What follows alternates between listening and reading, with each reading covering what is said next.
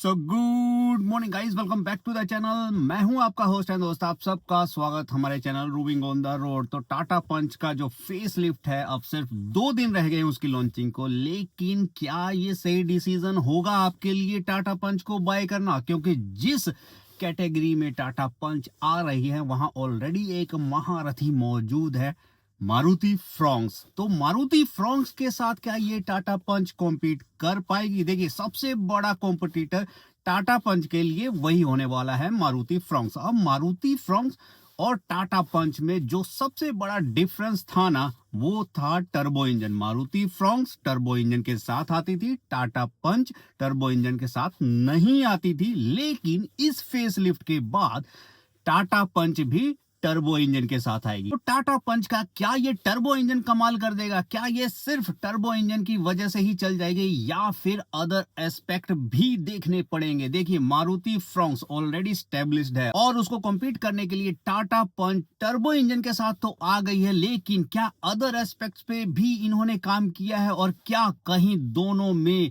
Competition है भी या बिल्कुल ही नहीं है? तो हम दोनों गाड़ियों, मारुति फ्रॉन्क्स और टाटा की फेस लिफ्ट का एक एक एस्पेक्ट हम चेक करेंगे इस वीडियो में।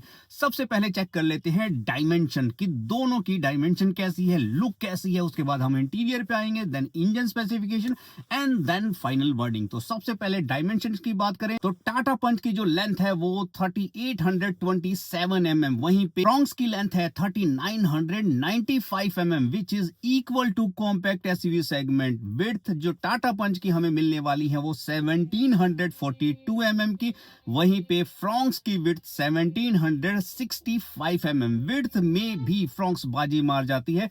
हाइट की बात करें तो टाटा पंच की हाइट है 1615 mm, वहीं पर फ्रॉन्क्स की जो हाइट है 1550 mm। यहां पर फ्रॉन्क्स थोड़ा पीछे रह जाती है।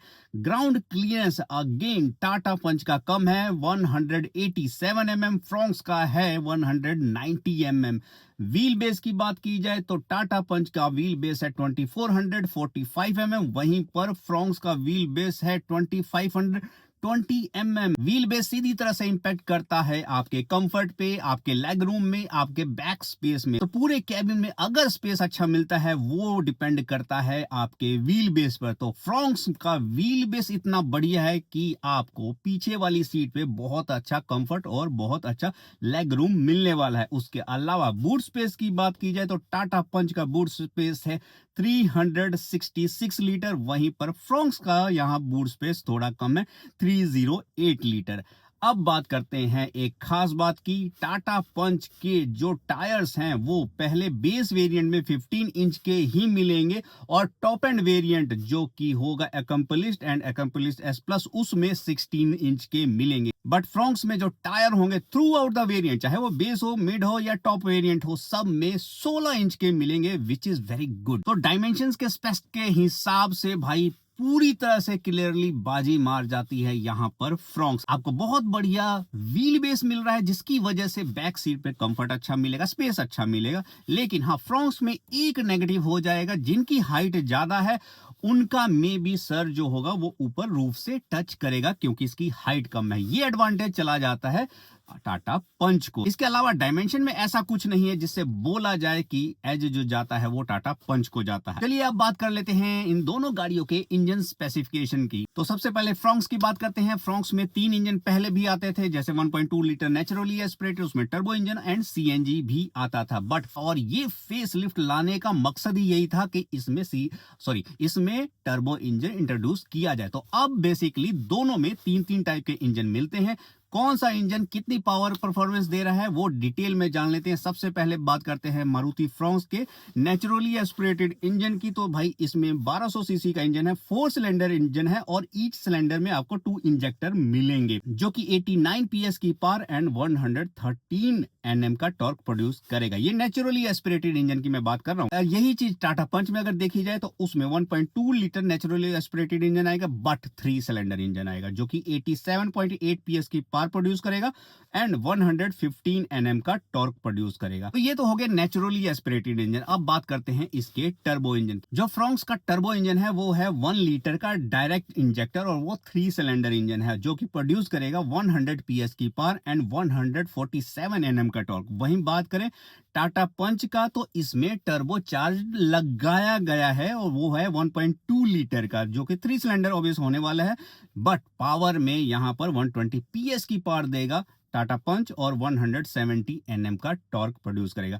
दोनों इंजन आपको ध्यान रखना है डिफरेंट है, पावर आपको टाटा पंच में ज्यादा मिलेगी, बट स्मूथनेस अगर देखा जाए तो मारुति फ्रॉन्क्स में ज्यादा मिलेगी। इसके अलावा सीएनजी के दोनों गाड़ियों में ऑप्शन है। सीएनजी का बेनिफिट ये हो जाता है टाटा पंच को कि टाटा पंच ट्विन सिलेंडर इंजन देता है, जिसकी वजह से बूट स्पेस अच्छा खासा मिल जाता है। वहीं पे फ्रॉन्क्स सिलेंडर इंजन है जो कि बूट स्पेस को कंज्यूम कर लेता है। नेक्स्ट बात कर लेते हैं इसकी बिल्ड क्वालिटी, मतलब दोनों गाड़ियों की बिल्ड क्वालिटी। तो नो डाउट टाटा पंच का कोई मुकाबला नहीं, मतलब टाटा की किसी गाड़ी का बिल्ड क्वालिटी से कंपैरिजन आप नहीं कर सकते। 5 स्टार रेटेड गाड़ी, आप आइडिया लगा सकते हो कितनी सेफ होगी। अगर सेफर साइड आप जाना चाहते हो तो टाटा पंच को आप कंसीडर कर सकते हो। अब बात कर लेते हैं इसके ओवरऑल इंटीरियर एंड एक्सटीरियर। देखिए सबसे पहले फ्रॉन्क्स की बात करते हैं, एक्सटीरियर की बात करते हैं। जो पिछले वाली पंच थी उससे बेहतर दिखती थी भाई मारुति फ्रॉन्क्स, क्योंकि जो इसका लुक था वो बहुत बढ़िया, सामने से या बैक साइड से एक स्पॉटी लुक, एक क्रॉसओवर लुक फील देती थी। अगर सामने से आते हुए दिखती भी थी तो आपको ग्रैंड विटारा की तरह लगती थी,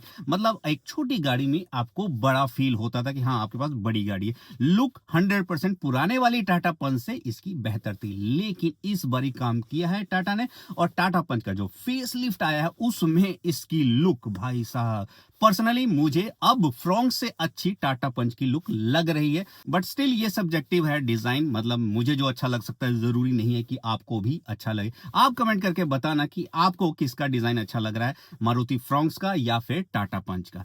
अब बात कर लेते हैं इंटीरियर। देखिए इंटीरियर नो डाउट जो ये नई फेसलिफ्ट टाटा पंच की आ रही है उसमें इंटीरियर प्रीमियम लगेगा आपको 100%। जो फ्रॉन्क्स का इंटीरियर है वो अप टू मार्क नहीं है, वही पुराना मारुति का जो सालों से चला आ रहा है उसी थीम पर वो लोग चलते आ रहे हैं। बट टाटा पंच का इस बारी इंटीरियर आपको बहुत बढ़िया मिलने वाला है। तो नो डाउट इंटीरियर या फिर एक्सटीरियर या डिजाइन की अगर मैं बात करूं तो यहां पर टाटा पंच बाजी मार जाती है। अब बात कर लेते हैं प्राइस की। तो टाटा पंच स्टार्ट हो जाती है, पुराने वाली हो जाती थी 5.5 लाख से, जबकि Fronx 6-6.25 lakh ex showroom price से स्टार्ट हो जाती थी। बट अभी जो नया फेस लिफ्ट टाटा पंच का है वो उसका प्राइस 13 जनवरी को रिवील्ड होगा, और कयास ये लगाए जा रहे हैं 6-6.25 के बीच में इसके बेस प्राइस का पड़ेगा।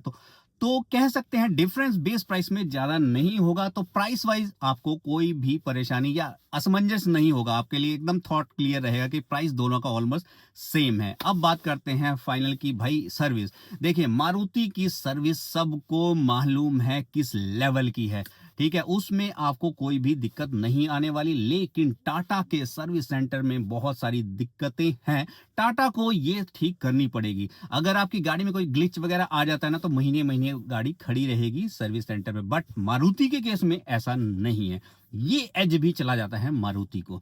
इसके अलावा एक और चीज mileage, which is very very important. Mileage के केस में भी मारुति का कोई तोड़ नहीं है, वो एज भी चला जाता है मारुति को। तो बहुत सारी ऐसी चीजें हैं जो मारुति के पक्ष में चली जाती हैं, यानी कि फ्रॉन्क्स के पक्ष में चली जाती है, और कुछ चीजें ऐसी भी हैं जो टाटा पंच के फेवर में भी जाती है। अब टाटा पंच क्या है कि एक पूरा रगड फील के साथ ऐसी गाड़ी है, आप कहीं भी चला लो, आप किसी भी ट्रेल पे चला लो, आपको मतलब एक अलग से कॉन्फिडेंस रहेगा। बट मारुति फ्रॉन्क्स के साथ ऐसा नहीं है। बट स्टिल डिसीजन आपका है, अब फाइनल प्राइसिंग आ जाए उसके बाद आप लोग कमेंट करके बताना।